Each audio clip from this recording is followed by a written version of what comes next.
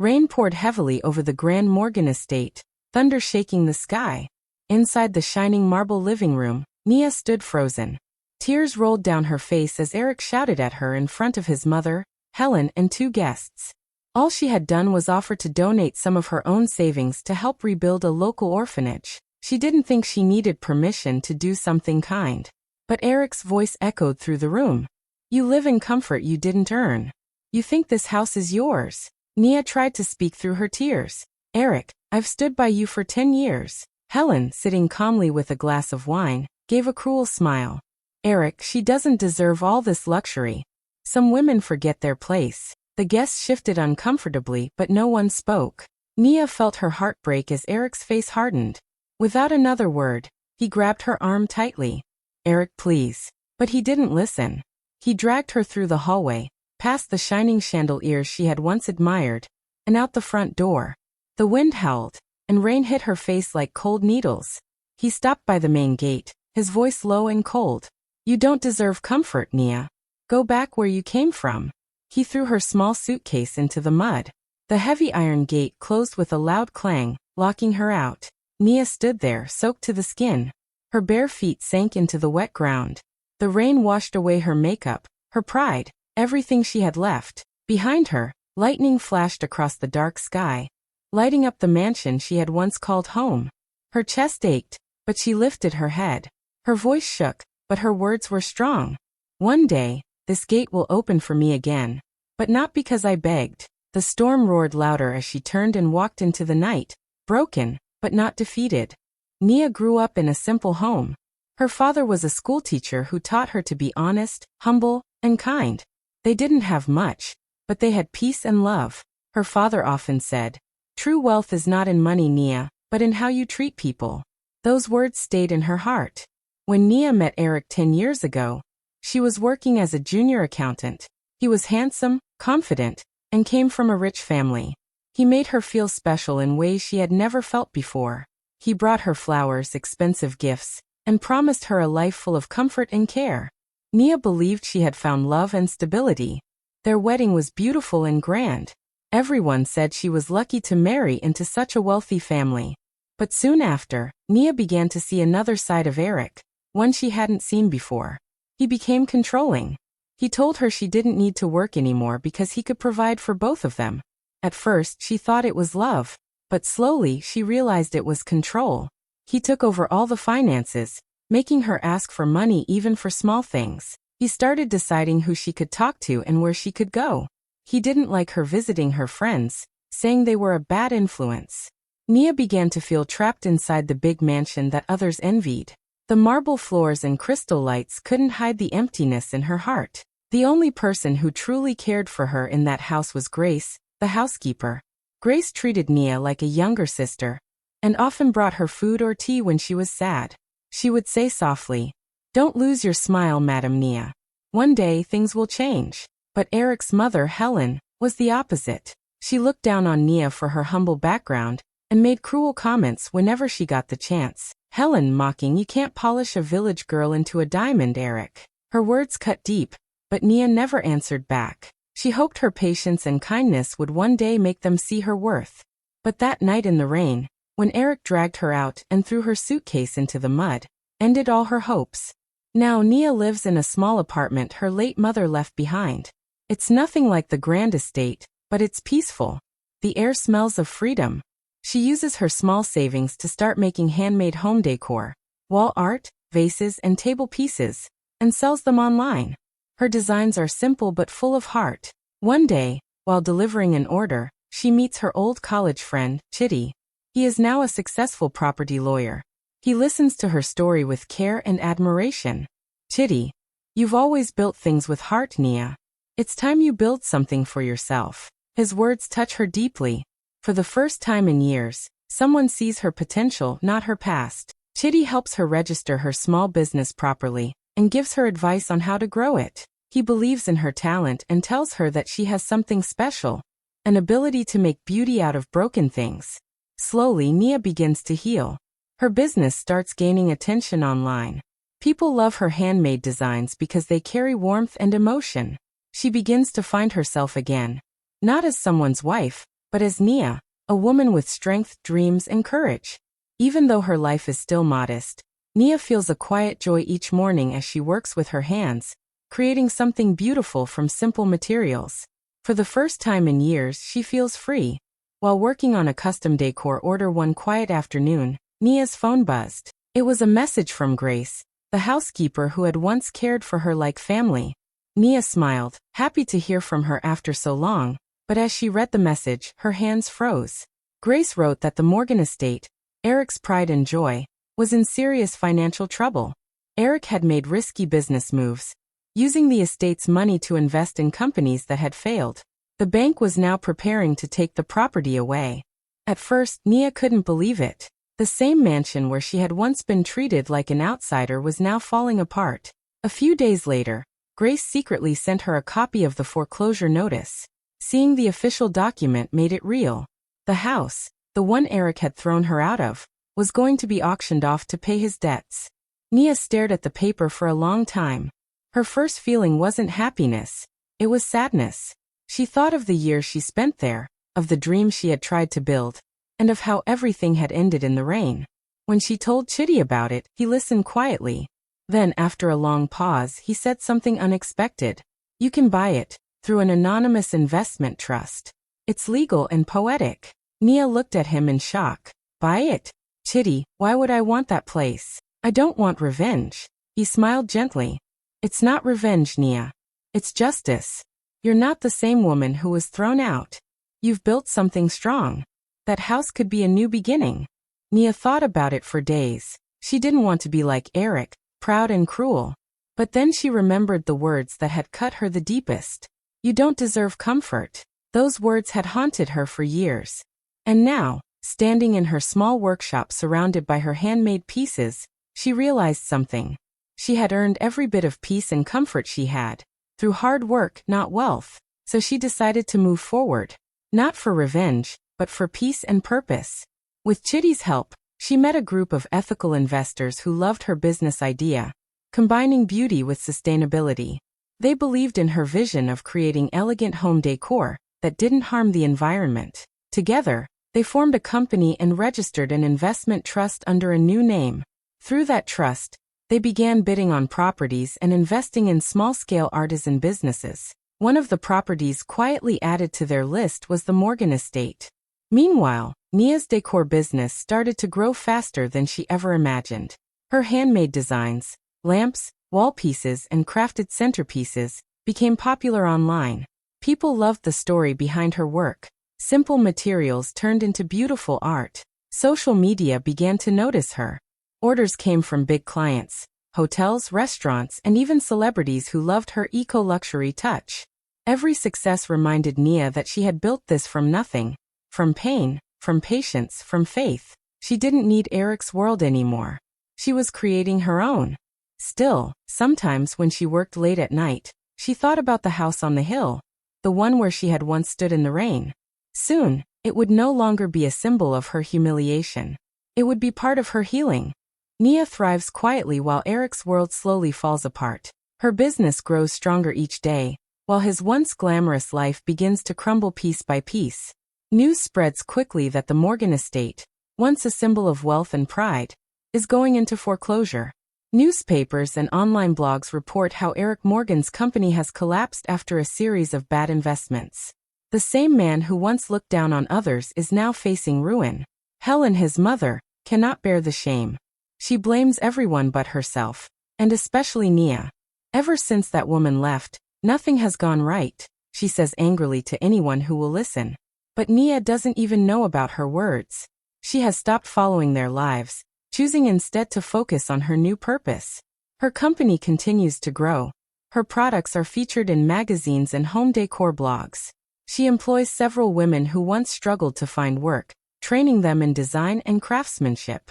Still, sometimes late at night, she sits on her balcony, staring at the city lights, remembering the woman she used to be, scared, quiet, and dependent. That woman no longer exists. Meanwhile, Eric's situation becomes worse. His investors leave him, the company's accounts are frozen, and the bank takes over control of the estate. Desperate to save what's left, Eric tries to sell parts of the land, but legal issues keep blocking him. He grows more frustrated every day, not knowing that the investment trust, negotiating to buy the property quietly belongs to Nia. When the day comes for Nia to sign the final documents, she meets Chitty in his office. Her hands tremble as she looks at the papers.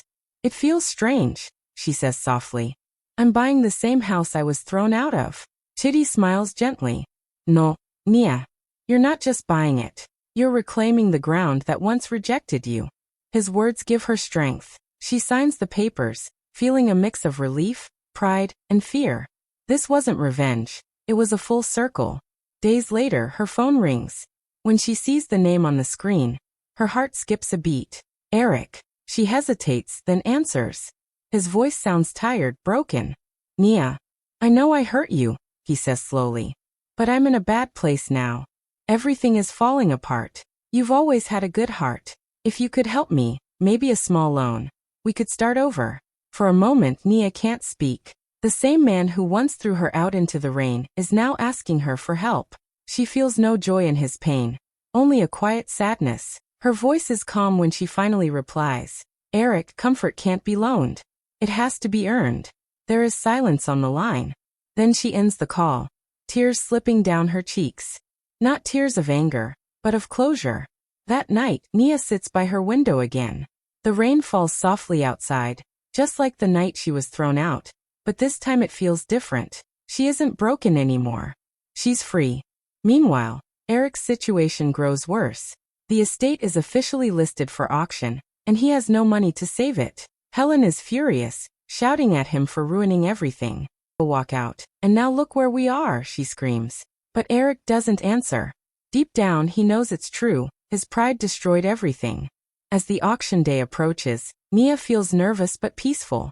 She hasn't told anyone except Chitty about her plan. Even Grace doesn't know who truly owns the trust. She spends her evenings sketching new designs, focusing on her next collection. Her home is filled with laughter from the women she mentors. Life feels warm and full again. One evening, Grace visits her.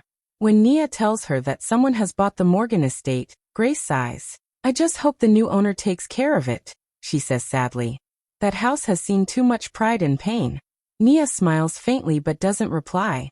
Her heart beats faster knowing that soon, the house that once rejected her will have a new purpose, one born from kindness, not arrogance. She doesn't wish to destroy Eric or make him suffer. She only wants peace, justice, and a chance to rebuild something meaningful from the ruins of her past. As the night grows quiet, Nia whispers to herself, "Maybe some doors close so we can learn how to open them again, the right way." And somewhere across town, Eric sits alone in the dark, staring at the empty halls of the mansion that once made him feel powerful. For the first time, he understands what Nia meant. Comfort isn't marble floors or wealth, it's peace. And that's something he never learned to build. On the day of the auction, the Morgan estate was filled with people. Reporters, investors, and curious onlookers gathered to see who would buy one of the most famous houses in the city. The mansion stood tall and proud, though its walls carried the weight of years of pride and pain. Eric and Helen arrived early, both dressed neatly but clearly worried. Eric's face looked older, his eyes tired. He had lost sleep for weeks trying to stop this moment, but there was nothing more he could do. Helen held her son's arm tightly, whispering, "Maybe one of your old friends will buy it and let you stay." Eric nodded weakly, but deep down he knew it was over. The auction began. The banker read out the details of the estate, and people started bidding. The numbers climbed quickly. Eric watched in silence, praying that whoever won would show mercy. Finally, the auctioneer announced, "Sold, to an anonymous private buyer." Whispers filled the room. No one knew who had made the winning bid. Eric's heart sank. He turned to Helen, confused and nervous. A few minutes later, a sleek black SUV pulled up in front of the mansion gates. All eyes turned to the car. The door opened slowly, and when Nia stepped out, silence fell. Eric's mouth fell open. Helen gasped and took a step back. Eric, stammering, "Nia?" Helen, in disbelief, You can't be serious."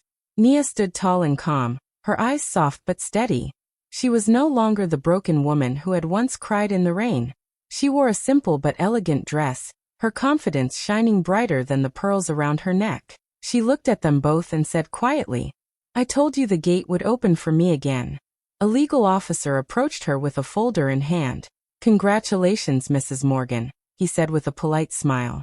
You're the new owner of the Morgan estate. Eric froze, the color draining from his face. What did you just say? He asked weakly. The officer repeated it, handing Nia the title deed with her name on it. Helen's eyes widened, disbelief written all over her face. How could this happen? She whispered. Nia turned to her, her expression calm but firm. It happened because life has a way of balancing itself. What was once used to shame me will now be used to heal others. Eric stepped closer, desperation in his eyes. Nia, please, he said softly. We can fix this. We can rebuild together. You still have my name, my family. Nia shook her head slowly, her voice steady. You dragged me out of this house saying I didn't deserve comfort. But comfort isn't marble floors or chandeliers, Eric. It's peace. And I finally found mine. Outside your walls. Eric's shoulders dropped. He looked around helplessly, realizing there was nothing left to say. Nia then turned her eyes to Helen, who was still standing frozen by the gate. You taught me something too, Nia said softly. Never let anyone convince you you're less than who you are. So thank you truly. Helen opened her mouth to speak, but no words came out. For once, she had nothing to say. The gates of the Morgan estate creaked open as Nia stepped forward. The same gates that had once closed in her face now welcomed her in. Each step she took was strong and graceful. No tears, no anger, just quiet strength. As she walked through the courtyard, she glanced up at the mansion.